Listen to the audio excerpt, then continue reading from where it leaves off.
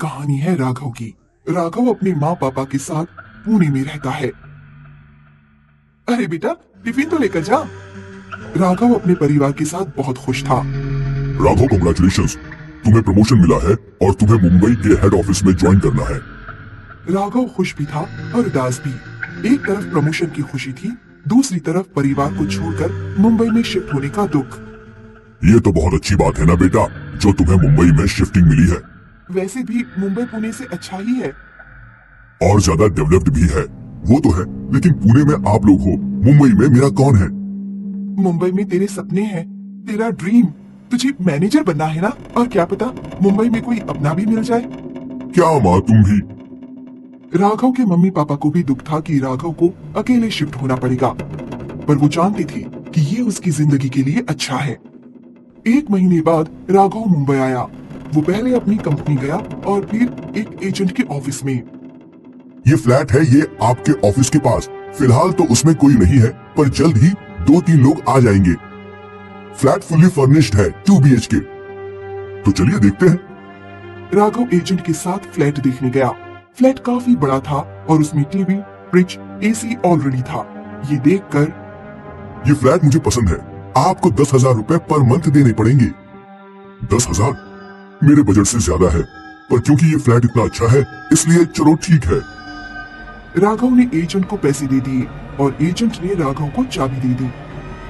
कुछ देर बाद राघव अपने गिने चुने सामान के साथ घर आया। उसने अपना सामान लगाया। अब थोड़ी पेट पूजा की जाए। राघव ने अपने फोन से खाना ऑर्डर किया। कुछ देर बाद राघव ने डिलीवरी बॉय से खाना ले लिया। अब तो मेरी पार्टी है, इतना बड़ा घर, उसमें मैं अकेला और खाने के लिए ये बिरयानी, वाह वाह। राघव ने खाना खाना शुरू कर दिया। तभी उसकी माँ का फोन आया। हाँ माँ, यहाँ फ्लैट मिल गया है, बहुत बड़ा है, 2 BHK। फिलहाल रूममेट्स नहीं है, पर कुछ दिनों में आ जाएंगे और मेरे ऑफिस के नजदीक भी है। हाँ, अभी मैं बिरयानी खा रहा हूँ, चलिए कल कॉल करता हूँ, बाय। राघव ने वापस खाने पे कंसंट्रेट किया। खाने के बाद राघव एक कमरे में गया और सो गया। उसे अच्छी नींद लगी थी कि अचानक उसे सड़े हुए मांस की बदबू आने लगी।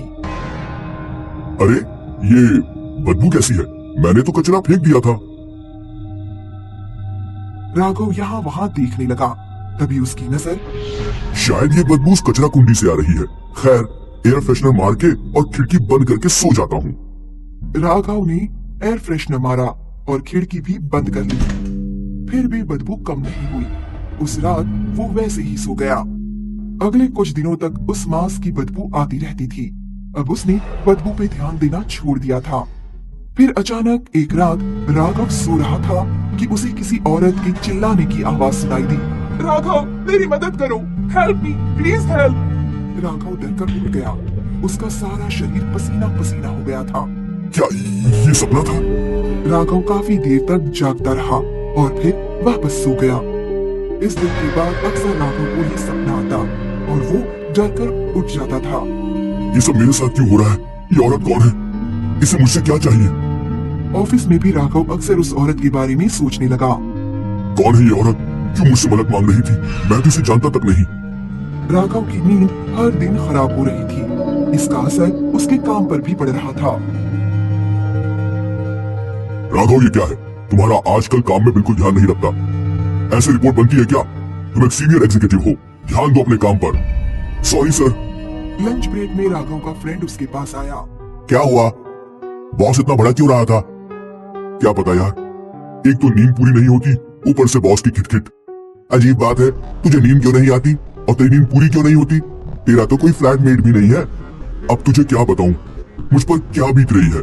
राघव ने अपने दोस्त को उसके साथ हो रहा इंसिडेंट बताया। मुझे तो लगता है उस फ्लैट में कोई भूतनी है। क्या यार, भूतनी वगैरह थोड़ी ना होती है। देख, मुझे पता है तू नहीं मानता, पर मैं तो मानता हूँ। तू संभल के रह, यही नसीहत दूंगा मैं तुझे। आज जब राघव घर गया तो वो अपने दोस्त की बातों के बारे में सोचने लगा। विक्की भी अजीब है, भूत प्रेत आज के जमाने में कहाँ होते हैं। अब सिर्फ इतना हो जाए कि मैं आज चैन से सो जाऊं। राघव ने रोज की तरह डिनर किया और अपने कमरे में चला गया। राघव, मेरी मदद करो, हेल्प मी, प्लीज हेल्प मी। राघव, मेरी मदद करो, हेल्प मी, प्लीज हेल्प मी। और अचानक राघव को ऐसा लगा कि कोई उसके पैरों को खींच रहा है। वो यहाँ वहाँ देखने लगा, उसे कोई दिखाई नहीं दिया। उसे समझ नहीं आ रहा था कि उसके साथ क्या हो रहा है। वो यहाँ वहाँ देखता रहा, उसे कोई नहीं दिखा। इस पूरी रात राघव सो नहीं पाया और अगले दिन उसने ऑफिस में कॉल करके छुट्टी ले ली। नेहा यार, आई एम वेरी इल। लगता है मुझे बहुत फीवर है, सो प्लीज इन्फॉर्म बॉस कि I won't be coming today. आधा दिन आराम करने के बाद उसका सिर फटा जा रहा था। काश नींबू पानी मिल जाए, लेकिन मेरे फ्रिज में तो एक भी नींबू नहीं है। शायद बगल वाली आंटी के पास हो, जाकर पूछता हूँ। राघव ने अपने बगल वाले फ्लैट की बेल बजाई। Hello aunty. हेलो बेटा। आपके यहाँ नींबू होगा क्या? वो क्या है कि मेरा सर चकरा रहा है। हाँ है ना बेटा, come in, I will get you some. Aunty kitchen से नींबू पानी बनाकर लाई और राघव के बाजू में बैठ गई। और बेटा, कहाँ के रहने वाले हो? पुणे का हूँ आंटी। वैसे कोई प्रॉब्लम तो नहीं है ना उस फ्लैट में? नहीं आंटी, पर आपने क्यों पूछा? तुमको तो पता ही होगा ना कि तुमसे पहले जो फैमिली तुम्हारे फ्लैट में रहती थी उनका क्या हुआ? नहीं आंटी, आई डोंट नो। क्या हुआ था? वो एक न्यूली वेड कपल था। रमेश और मधु दोनों ने लव मैरिज की थी। मधु बहुत सुंदर थी और इसी वजह से रमेश बहुत इनसिक्योर था। कैसी लग रही हूँ मैं? इतना क्यों बंठन रही हो? किसी दूसरे को पकड़ना है क्या? क्या आपने पूरा मूड खराब कर दिया। मधु रमेश के लिए तैयार होती थी और रमेश को मधु पर शक होता था। अक्सर रमेश मधु पर बालकनी से वॉच रखता था। वो किससे मिल रही है, किससे बातें कर रही है। उस लड़के से तुम्हारा क्या काम? अरे वो तो चंदा मांगने आए थे, होली का। हाँ, मैं अच्छे से जानता हूँ कैसा चंदा। तुम बात को उलझाओ मत। और ऐसी छोटी छोटी बातों पर रमेश और मधु का झगड़ा हो जाता था और रमेश मधु को मारता था। Help me, someone help me.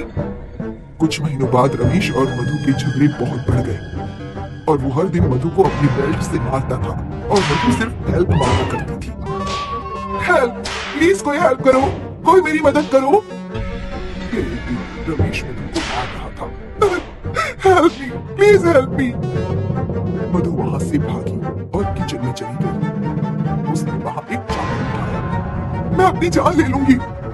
बड़ी आई जान लेने वाली, तुझे तो आज सबक सिखाता हूँ।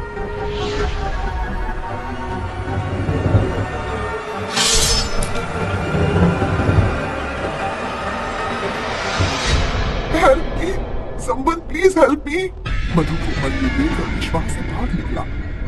जब तक हम वहां पहुंचे तो मधु मर चुकी थी। पुलिस ने छानबीन की और फ्लैट को कुछ महीनों के लिए बंद कर दिया। फिर रिनोवेशन हुआ तो वर्कर्स बोल रहे थे कि यहाँ एक सिर कटी भूतनी है और उसके बाद तुम उस फ्लैट में रहने आए, इसलिए मैंने पूछा कोई प्रॉब्लम तो नहीं? आंटी, मधु की आत्मा अब भी उस फ्लैट में है। वो रोज रोती है, हेल्प मांगती है। वही है वो सरकटी भूतनी। What? मुझे पता नहीं, मैं क्या करूं? मैं कई महीनों से परेशान हूं। तुम्हें वो फ्लैट जल्द से जल्द खाली कर देना चाहिए। Yes, you are right. Raghav तुरंत उस फ्लैट में गया और उसने अपना सारा सामान बाहर निकाला। मैं अपने कलीग के रूम में शिफ्ट हो रहा हूँ। आप ये कीज एजेंट को दे देना। ओके, टेक केयर बेटा। जी आंटी। राघव को ये एक्सपीरियंस जिंदगी भर याद रहेगा। आज भी जब वो इस फ्लैट के बारे में सोचता है तो वो घबरा जाता है।